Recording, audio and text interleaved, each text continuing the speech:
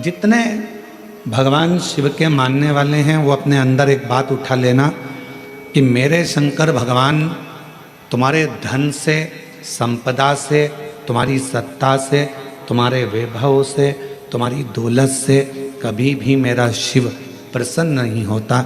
मेरा भगवान तो तुम्हें जो निशुल्क एक लोटा जल मिला है, बेलपत्र वृक्ष पर निशुल्क मिली है, और जल की धार और बेलपत्र एक चढ़ाकर आप बाबा को अपना बना सकते हो, शिव को अपना कर सकते हो।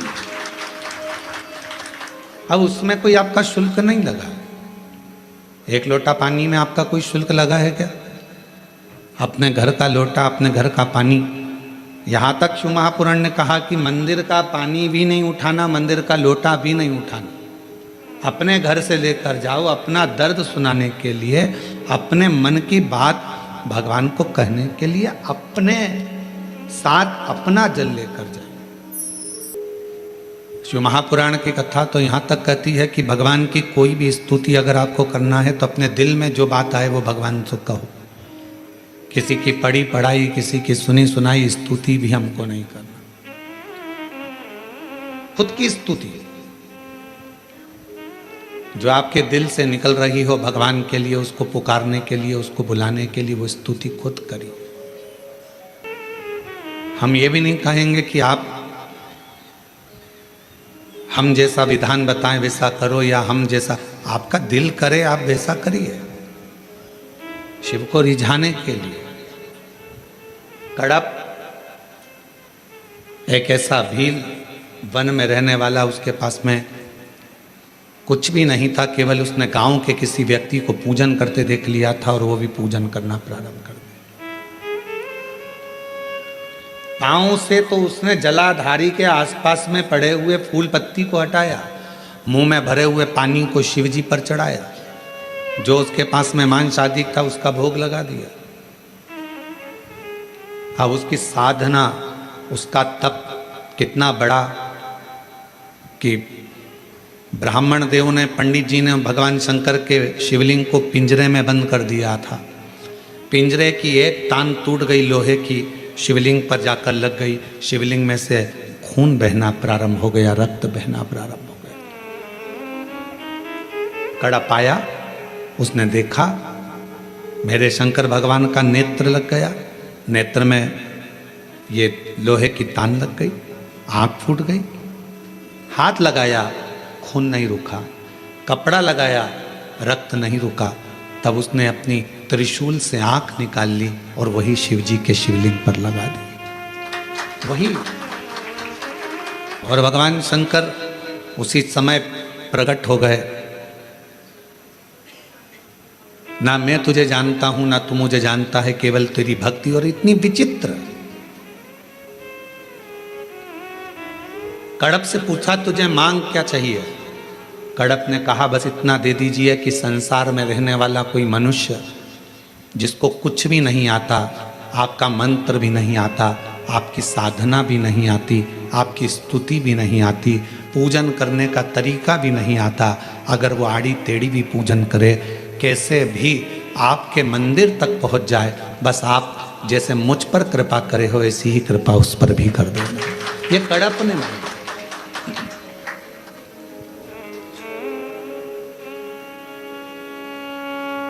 मेरे शंकर भगवान तुम्हारी स्तुतियों से, मेरे शंकर भगवान तुम्हारे बहुत सारा कि 100 लोटे जल चढ़ाओगे तो शंकर जी प्रसन्न होंगे, 1.25 लाख बेलपत्र चढ़ाओगे तो शिव जी प्रसन्न होंगे। भगवान शंकर के लिए कड़क व्रत करोगे, कुछ भी खाओगे पियोगे नहीं तो शंकर भगवान प्रसन्न होंगे, या अपना घर छोड़ दोगे तो शंकर भगवान प्रसन्न होंगे, या भगवान शंकर को शहद चढ़ाओगे या शंकर भगवान को रस चढ़ाओगे, ये चढ़ाओगे तो शंकर भगवान प्रसन्न होंगे। नहीं रे भाई, शंकर जी को प्रसन्न करने के लिए एक तो दिखावा मत करना, आडंबर मत करना। भगवान शंकर को प्रसन्न करने के लिए कहीं से कर्जा मत करना।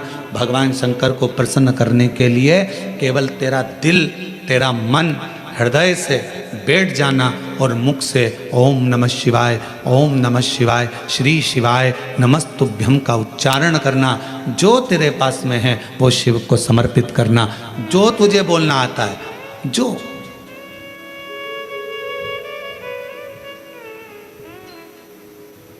छोटा सा बच्चा तोतला बोलता है, माँ को अच्छा लगता है कि नहीं लगता है?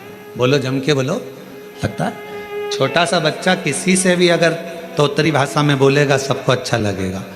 तोतरा बच्चा, छोटा बच्चा गाली भी दे देगा तो सबको अच्छा लगेगा। वही बच्चा बड़ा हो जाए, बड़ा होने के बाद गाली बक दे तो लड़ाई हो जाए। तोतरा है, माँ बाप स्वीकार करेंगे, लोग स्वीकार करेंगे। छोटा है, सब स्वीकार करेंगे। शिव जी की कथा कहती है कि भगवान शंकर को रिझाने के लिए आपकी तोतरी भाषा से, आपके निर्मल मन की भाषा से, आपके हृदय की भाषा से आप शिव जी को जैसे रिझाना चाहोगे, शंकर भगवान जल्दी प्रसन्न होंगे। और अगर आप आडंबर से, दिखावे से, छल से परमात्मा को पाने का प्रयास करोगे तो शिव कभी प्राप्त नहीं होगा। उसको पाने का तरीका ही सहजता है। निर्मल मन सो मोहि पावा, मोहि छल छिद्र कपट ना बावा। भगवान को पाने का सबसे सुंदर तरीका है कि बस हृदय से उसको पुकार।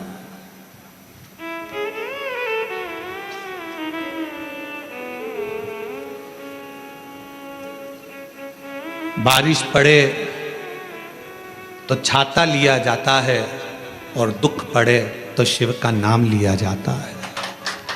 केवल जब दुख आए, तकलीफ आए, कष्ट आए, परेशानी आए, थोड़ा सा भी जीवन में अगर लग रहा है कि हमारी कष्ट की जिंदगी चल रही है, हमारे परेशानी का जीवन चल रहा है, उस समय पर शिव नाम लेना प्रारंभ कर दो। श्री शिवाय नमस्तुभ्यम कहना प्रारंभ कर दो। धीरे धीरे उसका नाम उच्चारण करना प्रारंभ कर दो। घर के दरवाजे पर श्री शिवाय नमस्तुभ्यम लिख दो। गाड़ी पर, बंगले पर, दुकान पर, जायदाद पर उसका नाम लिख दो कि अब हमारे बस का नहीं है, लोग हमको तकलीफ दे रहे हैं, कष्ट दे रहे हैं, अब दुनिया हमारे से नफरत कर रही है, पर मेरे बाबा तू मुझे निभा लेना। पूरी जमीन, जायदाद, मकान, गाड़ी, खुद सब कर श्री शिवाय नमस्तुभ्यम लिख दो, उसके सुप्रत कर दो। एक बहन ने एक पत्र लिखा था कल कि रुद्राक्ष क्यों पहना जाता है, तुलसी की माला क्यों पहनी जाती है। रुद्राक्ष पहनने का कारण क्या है, तुलसी की माला पहनने का कारण क्या है, क्यों रुद्राक्ष पहना जाए, क्यों तुलसी की माला पहनी जाए, उसका कारण क्या है। हम आपसे पूछते हैं, सब बोलना। एक कटोरी में शक्कर ले लो, ठीक है, उसमें तुलसी का थोड़ा सा दल डाल दो, क्या बन गया? जम के बोलो, प्रसाद बन गया। भोजन है, भोजन की थाली में जब तक तुलसी का दल नहीं डाला तब तक वो प्रसाद नहीं हुआ। तुलसी का एक पत्ता, थोड़ा सा दल भोजन की थाली में डल गया, क्या बन गया? प्रसाद। इतना बड़ा भगोना भरकर नुक्ति बनी है, सेव बना है, प्रसाद बना है, उसमें थोड़ा सा तुलसी का दल डाल दो, क्या बन गया? प्रसाद बन गया। अब शिव का प्रसाद कैसे बनता है?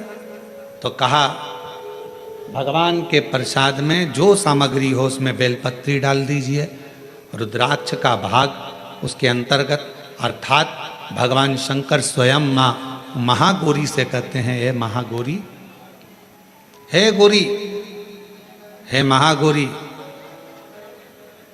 जैसे तुलसी भोजन में डालने पर प्रसाद बन जाती है, उसी तरह संसार का मनुष्य जब किसी रुद्राक्ष को अपने गले में धारण करता है तो वो मेरे लिए प्रसाद बन जाता है, मेरा अपना बन जाता है, उसको मैं स्वीकार कर लेता हूं, वो मेरा अपना है। अब प्रसाद को आप लोग नाली में फेंकते हो क्या? प्रसाद को आप गटर में फेंकते हो क्या? प्रसाद को आप कहीं गलत जगह डालते हो क्या? नहीं, क्योंकि वो प्रसाद बन गया। गले में अगर रुद्राक्ष की माला आ गई, एक रुद्राक्ष तुम्हारे गले में लाल धागे में पड़ा हुआ है, तुलसी की माला तुम्हारे गले में पड़ी हुई है, आप भगवान का प्रसाद हो। अगर चलते फिरते मौत का किसका ठिकाना, मृत्यु का किसको भरोसा, कब प्राण छूट जाए। अगर हमारे गले में रुद्राक्ष पड़ा है, तुलसी की माला पड़ी है और हमारे प्राण छूट भी गए तो हम वो प्रसाद हैं कि हमें नरक में नहीं पटका जाएगा, गलत जगह पर नहीं पटका जाएगा, हमको श्रेष्ठ जगह पर रखा जाएगा। प्रसाद को नाली में नहीं डालते, प्रसाद को गटर में नहीं डालते। रुद्राक्ष पहनने वाला, तुलसी की माला धारण करने वाले को गलत जगह पर नहीं भेजा जाता, गलत जगह पर। आप गले में अगर रुद्राक्ष धारण करते हो तो शिव का प्रसाद हो। और जितने शिव भक्त इस ऑनलाइन शिव महापुराण की कथा को आस्था चैनल पर श्रवण कर रहे हैं, फेसबुक यूट्यूब पर सुन रहे हैं और सोशल मीडिया पर इस कथा को अगर श्रवण कर रहे हैं, तो उनसे कहूँगा अपने गले में एक रुद्राक्ष अवश्य डालो। तुलसी की माला भी अगर है तो भी एक रुद्राक्ष जरूर डालो। क्यों? अगर गूगल पर सर्च करोगे, फेसबुक यूट्यूब पर सर्च करोगे, इंस्टा पर सर्च करोगे, तो उसमें आपको मालूम पड़ेगा एक रुद्राक्ष यदि हमारे गले में होता है तो हमारी बीपी, शुगर, थायराइड, इन सब को लेवल में रखता है। और वो ना शुगर बढ़ने देता है, ना शुगर घटने देता है, ना बीपी बढ़ने देता है, ना बीपी घटने देता है। एक रुद्राक्ष अपने गले में होना चाहिए।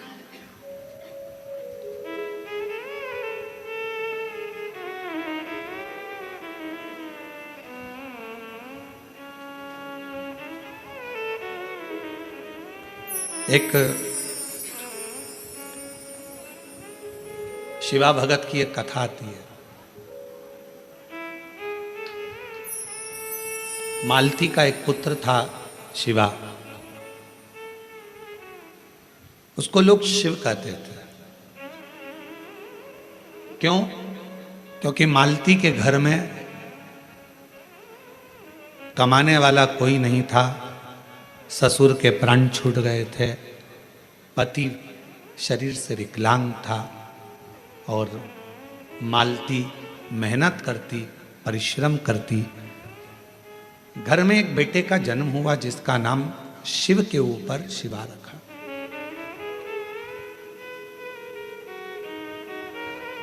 पति विकलांग है, पत्नी कमाने जाती है, मेहनत करती है, परिश्रम करती है।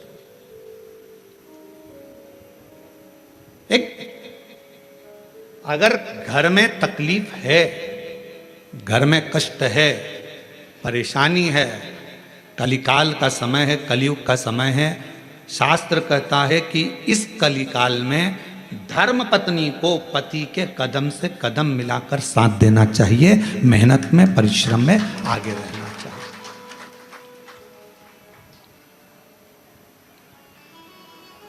वो समय गया जिस समय पर नारी केवल चौके का काम करती थी और लोग गाली देते थे, अपशब्द कहते थे, ताना देते थे, वो घर में रह लेती थी। आज का समय एक बेटी अपनी सेना को लेकर जाती है और पूरे पाकिस्तान को हिलाकर आ जाती है। आज का वो युग है। आज का वो युग है कि एक बेटी पूरे पाकिस्तान को हिलाकर आ जाती है। आज का वो युग है एक बेटी अंतरिक्ष में जाती है और अंतरिक्ष का छोर पाकर वापिस आ जाती है। आज का वो युग है एक बेटी साइंटिस्ट बनकर पूरे साइंटिस्टों को ज्ञान प्रदान करती है। आज का वो युग है। आज की बेटी collector, SP, IG, DIG, commissioner और बड़े बड़े अधिकारी और मंत्री के पद पर बैठती है। आज का वो युग है। वो गया समय, एक कलिकाल का समय, कलयुग का समय। और ये किसने दिया? कोई तुमसे पूछे कि एक स्त्री को आगे करने का अधिकार किसने दिया, तो तुम कह देना भगवान शंकर ने दिया। कहां? तारकासुर जैसा असुर सामने था, विदल उत्पल नाम के असुर सामने थे, महिषासुर सामने था। और उस महिषासुर को मारने के लिए संपूर्ण जगत के देवता, 33 कोटि देवता सामने खड़े हुए थे, पर महिषासुर नहीं मरा। आखिरी में विदल उत्पल को मारने के लिए भी मां जगत जननी जगदम्बा को आगे करा गया और महिषासुर को मारने के लिए भी जगदम्बा को आगे करा गया। शंकर भगवान ने कितना सुंदर शब्द किया। पार्वती जी कहती हैं मैं आगे बढ़ूं, शंकर जी कहते हैं एक स्त्री पुरुष से ज्यादा बल रखती है, क्यों चिंता करती हो? एक लाइन आती है, तेरे भक्त जनों पर माता बीड़ पड़ी है भारी, दानव दल पर टूट पड़ो मां करके सिंह सवारी। सो सिंहों से बलशाली, अष्टभुजाओं वाली, दुखियों के दुखड़े निवारे। ओ मैया हम सब उतारे तेरी आरती। कितने सिंह? जम के बोलो जरा, फिर से लाइन बोलो। सो सिंहों से बलशाली, अष्टभुजाओं वाली, दुखियों के दुखड़े निवारे। सो सिंहों से तू बलशाली है जगत जननी, सो सिंहों से।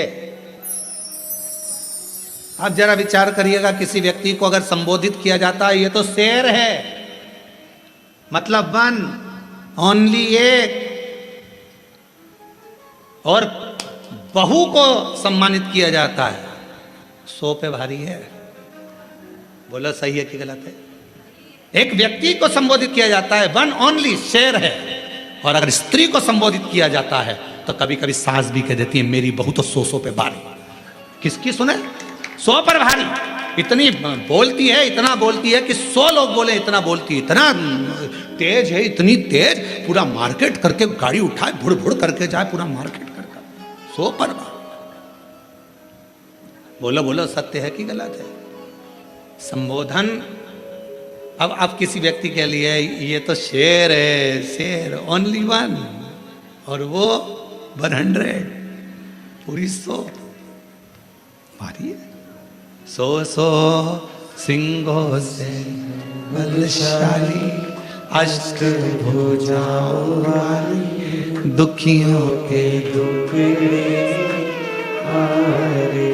ओ मैया हम सब उतारे तेरी आरती। अब 100 सिंहों के बराबर उसमें बल है। शंकर भगवान आज के युग में, कलयुग में, अगर स्त्रियां नारियां आगे आकर कार्य कर रही हैं, स्त्रियां आगे बढ़ी हैं, तो इसमें सबसे बड़ा योगदान, सबसे बड़ी कृपा मेरे देवादिदेव महादेव की है, जिन्होंने पार्वती जी को आगे करा, मां जगदम्बा को आगे करा। तो असुरों को मार सकती है, तो भद्रकाली बन सकती है, तो कुष्मांडा बन सकती है, तो स्कंदा बन सकती है, और एक समय ऐसा आए तो तू अन्नपूर्णा भी बन सकती है। याद करिए, जब पूरा विश्व भूख से बिलख रहा था, पूरा विश्व, अकाल पड़ गया पूरी सृष्टि में, तड़पने लगे लोग, पक्षी मरने लगे, पशु मरने लगे, मानव मरने लगे, कुछ नहीं बचा। शिव अखंड समाधि में डूबे हुए थे, और शंकर भगवान अखंड समाधि में थे। देवता आए शिव जी से प्रार्थना करने के लिए, शिव जी उठते नहीं। ब्रह्मा जी आए, शिव जी उठते नहीं। इंद्र आए, शिव जी उठते नहीं। अखंड समाधि में लगे भगवान देवादिदेव महादेव, उठने का नाम नहीं। नेत्र बंद, क्या हो रहा है मालूम नहीं, पर पार्वती माता से रहा नहीं गया। सूचना मिली पूरा ब्रह्मांड हिल रहा है, सब भूख और प्यास से तड़प रहे हैं। तब माँ अम्बा जगदम्बा माता पार्वती ने विचार करा, मेरे बच्चे, ये संसार के लोग भूख से तड़प रहे हैं। तब मेरी माँ अम्बा जगदम्बा जी ने तुरंत अन्नपूर्णा का रूप धारण करा, भूमि पर चरण रखकर धान उत्पन्न किया। धान उत्पन्न किया और चरण रखकर धान लेकर मेरी माँ थोड़ा सा अन्न का भाग लेकर, जो मेरी अन्नपूर्णा माता ने जीवों का भरण पोषण करना प्रारंभ करा, तो माता जी को अन्नपूर्ण सदा पूर्ण शंकर प्राण वल्लभ है। भगवान शंकर की प्रिया माँ जगत जननी पार्वती जी जगत का भरण पोषण करने वाली हो गई। भगवान शिव के नेत्र खुले, शंकर भगवान के नेत्र खुलते से ही उनको भी, जब बहुत हजारों वर्ष की तप साधना कर ली, तो उठते से ही कुछ भूख से भाव में आई, भोजन का भाग मांगने के लिए स्वयं अन्नपूर्णा के दरवाजे पर चले गए। स्वयं।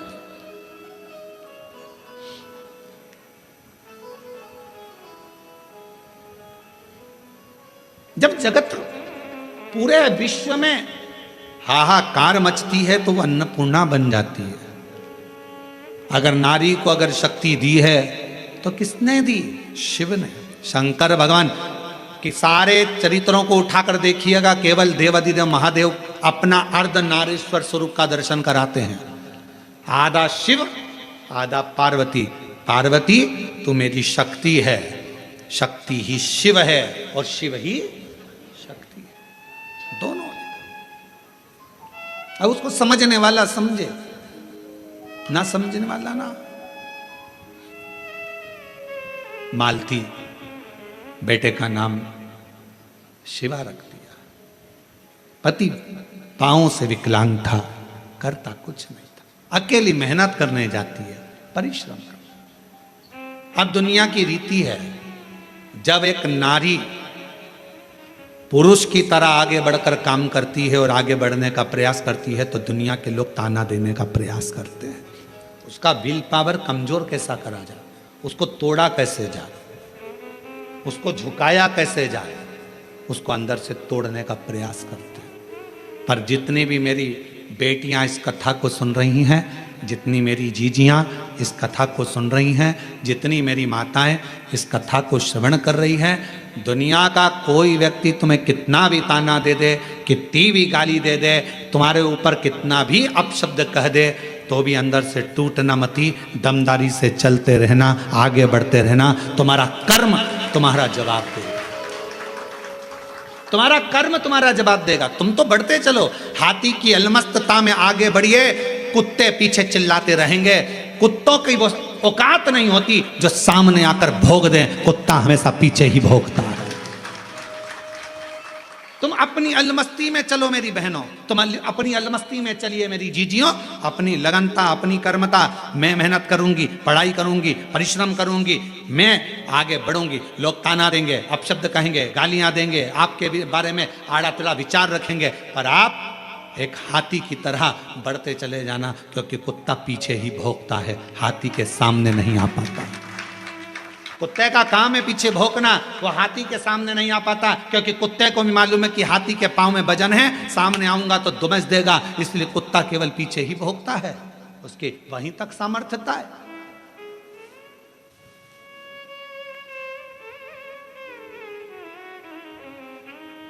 एक बहन, एक बेटी, एक मां, एक स्त्री जब अपने कर्तव्य पथ पर चले, उसको सोचना नहीं चाहिए कौन क्या कहेगा।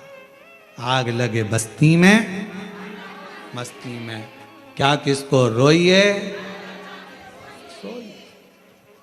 कौन कहेगा, क्या बोलेगा, बोले।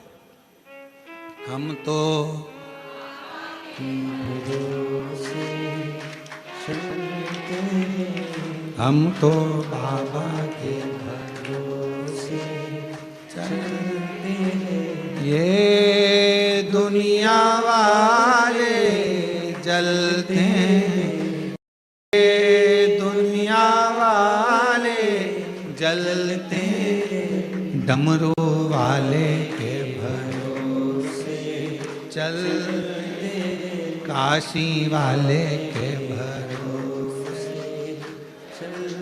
अपनी मस्ती में मेरी बहनों, मेरी जीजियों, मेरी बेटियों, अपनी मस्ती में अपने कर्तव्य पथ पर आगे बढ़ो। गली गली में कुत्ता मिलेगा, क्या हाथी सबसे भिड़ता है? बोलो बोलो, जम के बोलो। गली गली में कुत्ता मिलेगा, क्या हाथी सबसे भिड़ता है? नहीं। हाथी को मालूम है ये भोगता रहेगा, अपन बढ़ते रहेंगे, फिर अगले गांव जाएंगे, फिर अगली जगह जाएंगे, फिर चिल्लाएंगे। इनका फर्ज है चिल्लाना, क्योंकि पैदा ही इसलिए हुए हैं कि इनको चिल्लाना ही है। अपना कर्म, अपना कर्तव्य, अपने को आगे बढ़कर जाना, अपना कर्तव्य, आगे बढ़ते चलो, बढ़ते चलो। शिव कथा कर रही है। मालती ने विचार करा कि घर को चलाना है, बेटे का जन्म हुआ है, बेटे का नाम शिवा रखा है। शिव कहती है माँ। धीरे धीरे बच्चा एकांत रहने लगा, समय बीता। एक दिन माँ काम में लगी रहती, बच्चे को घर में जब भरण पोषण का कुछ ना पड़ा, कुछ नहीं। जिस जगह पर माँ काम करती थी उसी जगह पर उस बच्चे को काम पर लगा दिया और कह दिया मेरा स्वास्थ्य ठीक नहीं, सेठ जी मैं आपकी दुकान पर आपके घर पर कार्य करने नहीं आ सकती, अब मेरा पुत्र है। ये कथा कोई पुरानी नहीं, इसी कलयुग की है, इसी कलयुग। आपके यहां ये मेरा पुत्र आएगा। छोटा सा लड़का 9 वर्ष की उसकी आयु सेठ जी के घर कार्य करने जाता तो सेठ जी का गांव बहुत दूर था, वहां से आता, बेटे को भय लगता, डर लगता, क्या करे। माँ के पास आकर बोला माँ सेठ जी कभी रात्रि को छोड़ते अकेले जंगल में आने में मुझे भय लगता है। माँ कहती क्या भय? हाथ पकड़ा बेटे का माँ ने, शंकर भगवान के शिवालय में लेकर गई, शिव जी के गले में पड़ी हुई रुद्राक्ष की माला निकाली, माला निकालकर बेटे के गले में डाल दी और कह दिया केवल तू अकेला नहीं, तेरा महादेव तेरे साथ चलेगा, हर पल हर घड़ी हर क्षण रहेगा। और मालती की कथा कहती है, भगवान शंकर का चरित्र कहता है, रात्रि के समय पर बेटा शान से धड़क बेधड़क चलकर आता था। एक समय कोई प्रेत सामने से, कोई प्रेत पेड़ पर से लटकता हुआ दिखा। इस बालक को भय ना लगा, इसने हाथ जोड़कर प्रणाम कर कर कहा तुम कौन हो? कौन हो? कहा मैं प्रेत हूं, अधोगति में मरा हुआ हूं, मेरी गति नहीं, मेरी मुक्ति नहीं। तो फिर आपका मोक्ष नहीं हुआ तो मेरे जैसे मनुष्य को आपकी वाणी क्यों सुनाई दे रही है? प्रेत का शब्द एक एक शिव भक्त के हृदय में बैठना चाहिए। इस प्रेत के शब्द को प्रेत कहता है मैं मनुष्य जैसी वाणी नहीं बोल सकता था। प्रेत कहता है मैं आपसे बात नहीं कर सकता था क्योंकि मैं प्रेत हूं, पर आप रोज प्रतिदिन रुद्राक्ष की माला को धारण कर कर यहां से निकलते हो। आपके जाने के बाद आपके चरण की जो रज है, धूल, वो उड़ती है, पेड़ों की पत्ती पर जाती है, वो हवा में मुझे मिलती है। उसके कारणवश मुझे थोड़ा सा बल मिला है जिससे मैं बोल भी सक रहा हूं और आपसे बात भी कर सक रहा हूं। ये मुझे बल मिला है। क्या चाहते हो? क्या चाहते हो?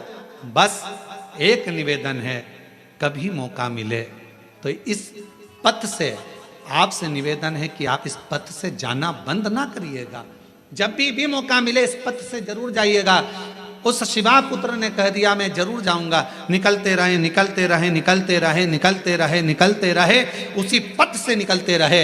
एक दिन वो प्रेत योनि से छूट गया, देव योनि में आ गया। कानों में कुंडल धले थे, सिर पर मुकुट पहना था, गले में हार पहना था, सुंदर पीतांबर पहना हुआ था और सुंदर हाथ में एक शस्त्र लिया हुआ था। हाथ जोड़कर खड़ा हो गया, आज मैं प्रेत योनि से मुक्त होकर देव योनि में आ गया। ये आपकी कृपा है। उस शिवा पुत्र ने कहा मेरी कृपा कैसे? मैंने तो कुछ करा ही नहीं, बस आपके गले में पड़े हुए रुद्राक्ष को पहनकर आप जाते थे और आपके रज से मैं कृतार्थ होता चले गया, मेरा उद्धार होता चले गया।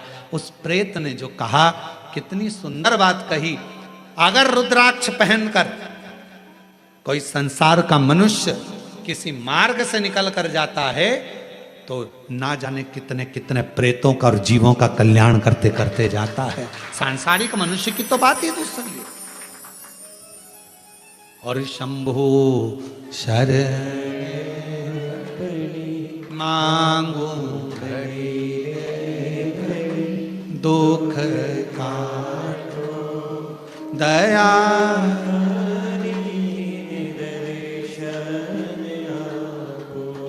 शंभु शरण मांगू घड़ी रे दुख काटो दया करीन दर्शन। एक प्रेत की भी गति रुद्राक्ष धारण करने वाले जीव से हो जाती है। माताएं कहती हैं कि रुद्राक्ष पहनना चाहिए, क्यों नहीं? हम तुलसी की माला पहने कि रुद्राक्ष पहने, दोनों पहनो, कोई दोष तो नहीं लगेगा। कहाँ लिखा कि तुलसी पहनने वाले को रुद्राक्ष नहीं पहनना चाहिए, रुद्राक्ष पहनने वाले को तुलसी नहीं पहनना चाहिए? जब भगवान राम भगवान शंकर जी की आराधना करते हैं और शंकर जी भगवान राम की आराधना करते हैं, तो दोनों के लिए समता है। किसी के लिए ना तुलसी से वेद ना रुद्राक्ष से वेद, दोनों धारण कर सकते।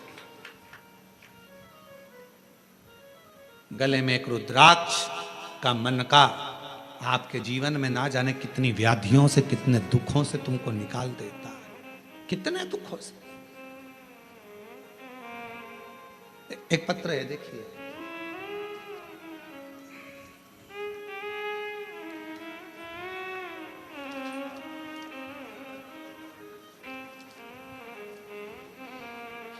रुक्मणी पटेल, शिव नारायण पटेल, ग्राम रामपुर, जिला कोरबा,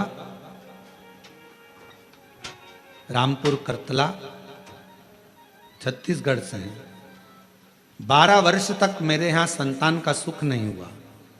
हमने मेडिकल टेस्ट कराया, टेस्ट भी करवाया, सब कुछ करवाया, पर संतान का सुख नहीं हुआ। तब किसी ने कहा कि सफेद आंकड़े की जड़ का प्रयोग करो और भगवान शंकर का पशुपति व्रत करो, टीवी पर कथा आती है वो सुनो। हमने सब कुछ किया, फिर बाद में जब संतान का सुख नहीं आया तो फिर वापस व्रत किया और कोकड़ी में आपकी कथा थी वो श्रवण करी। बाबा की ऐसी कृपा हुई गुरुदेव, मेरे बाबा ने 12 साल के बाद मुझे संतान दी। मैं बाबा को प्रणाम करती हूँ।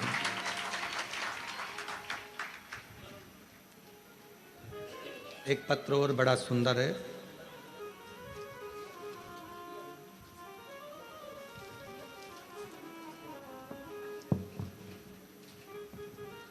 एक रुद्राक्ष के जल की क्या महत्वता है इस पत्र में देखिए।